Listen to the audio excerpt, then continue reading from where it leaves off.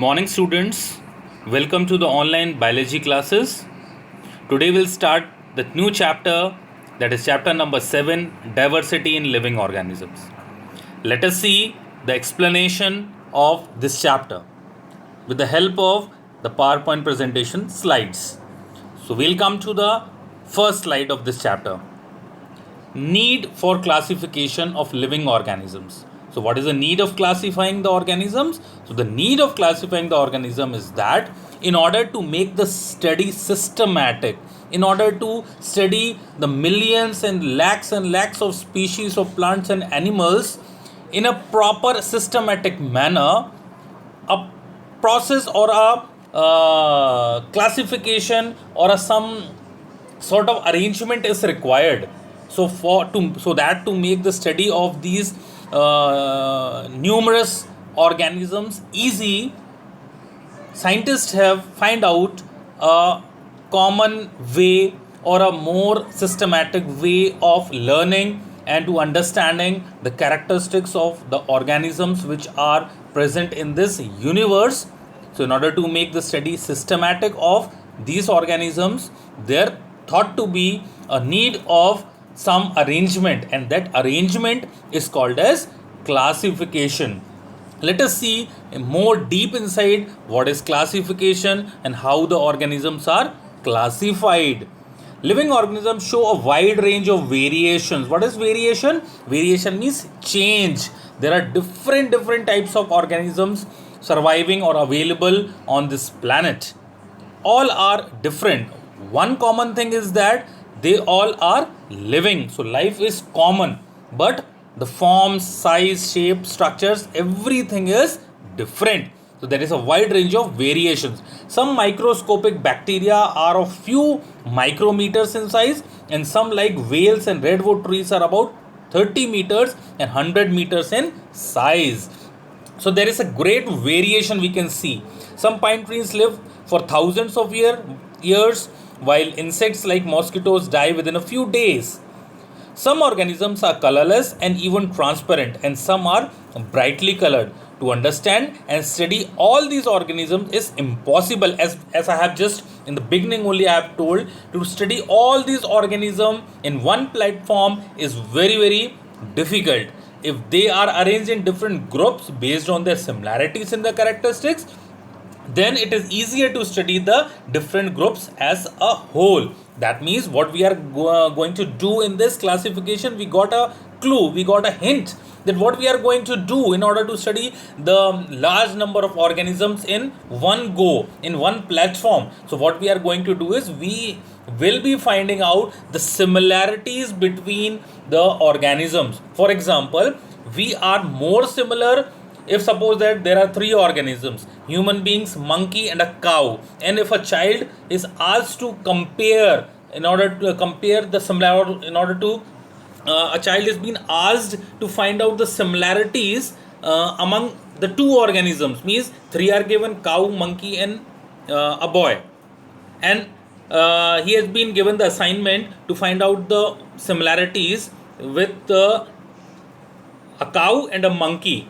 Who resembles more with a boy, a cow or a monkey? So the boy had answered, or what the boy will answer? The boy will answer that definitely he is having more similarities with a monkey than with a cow. That means we had found some basis of classifying, means the similar looking, the organism with the similar characteristics will be grouped together, and all those organisms which are showing the similarities in characteristics will be grouped together and will be studied. So we got a way of classifying the organism. We got one clue, we got one path that how we are going to understand or what we are trying to do. Means we are trying to study many organisms under a common platform. So what we'll be doing, we'll be grouping the similar looking organisms, similar types of organisms, similar characteristics together in one category, and when we'll be studying. So that is only classification.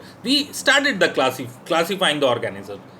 Classification of living organism, the arrangement of organisms into different groups on the basis of similarities in their characteristics is called as classification of living organisms. I hope student you are able to understand that what is classification. Actually, it is the arrangement of the organisms on the basis of their similarities. Means similar looking organism in one group, then again another group with the similar looking organisms, again another group with the same type of organisms. Let us move to the next slide. Basis of classification of living organisms. So what is the basis? I hope students you got some idea about what are the basis. The basis of classifying the organism is the characteristics, similarity in the characteristics. So the characteristic is the basic of classification of living organism. Okay, on the basis of characteristics only we are grouping that organism in the particular category. The main characteristics which are considered for classification of living organism into different groups are whether they are made of prokaryotic or eukaryotic cell. Means we are seeing the characteristics one by one, whether it is a prokaryotic organism or it is a eukaryotic, whether the cell occurs singly or they are grouped together and live as an individual group. Means whether the cells are singly existing or they are in a group and live as an individual group, whether they produce their own food by photosynthesis or they get it from outside. Of the organisms which produce their own food, that is plants, what is the level of organization of the body? Means whether it is having only the cell, means the living organism is unicellular, that means a whole body is one cell only, or whether it is multicellular as human beings are there, other animals are there. So that is about organization of their body. Their body is having one cell or their body is made up of many cells. Of the animals, what is the level of organization of their body and what are their special organs in their functions. And if they are having the body, they might be having the organs inside that body. So what are the special organs on the basis of which we are classifying the organism.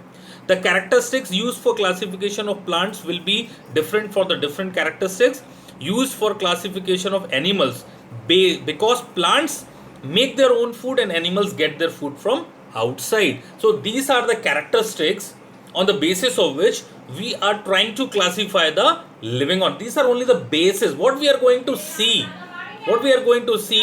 that we'll come to the conclusion that let us put this organism together, let us put these organisms together, let us put these organisms together.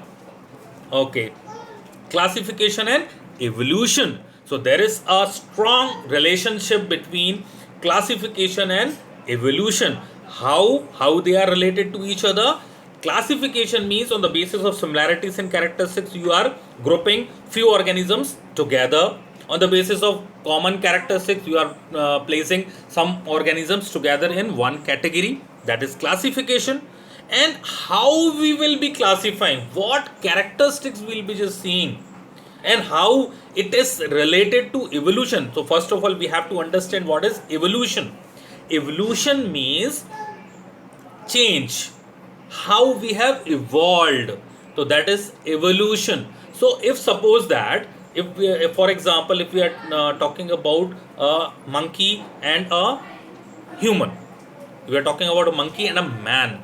So monkey and man are having more characteristics common. That's why we have placed a monkey and a man in a same category on the basis of characteristics. And now what we have just started, first of all we have kept this organism on the basis of similarities and characteristics in one category. After that we have just gone more deep inside there, how they came, what is their evolution. So we found that the organisms which are having similar characteristics, they are related to each other in evolution also. That means how we came to know that our ancestors were monkeys, our ancestors were ape like. That is how we have just related to each other in evolution also. Means we have classified the organism, we have seen that monkey and man are having the similar characteristics, we have placed in one category. Then we have seen that in evolution also these organisms which are similar looking are having similarities.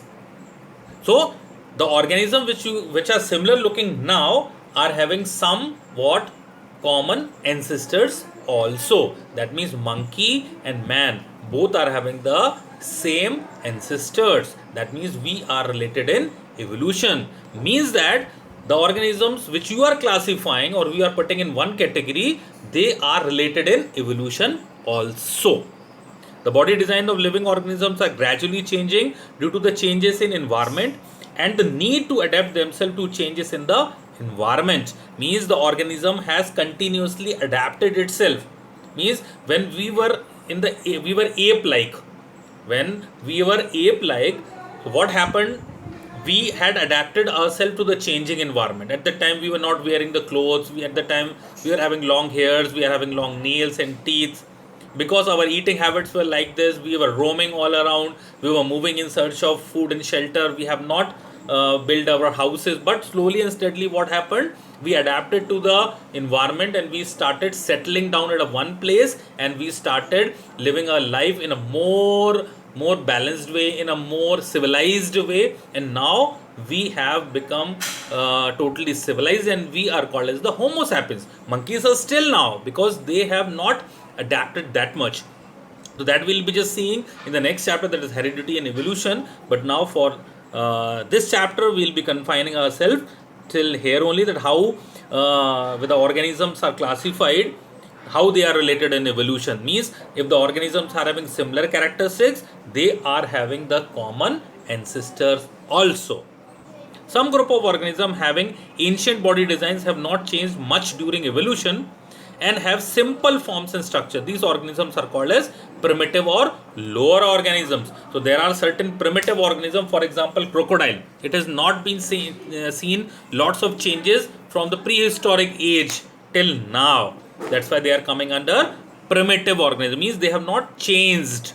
Some organisms have acquired their body designs relatively recently and have complex forms and structures. These organisms are called advanced or higher organisms. So there are certain organisms which comes under the category that they have seen lots of changes. For example, human beings. So we are highly advanced and evolved organisms which have came into existence by seeing lots of changes.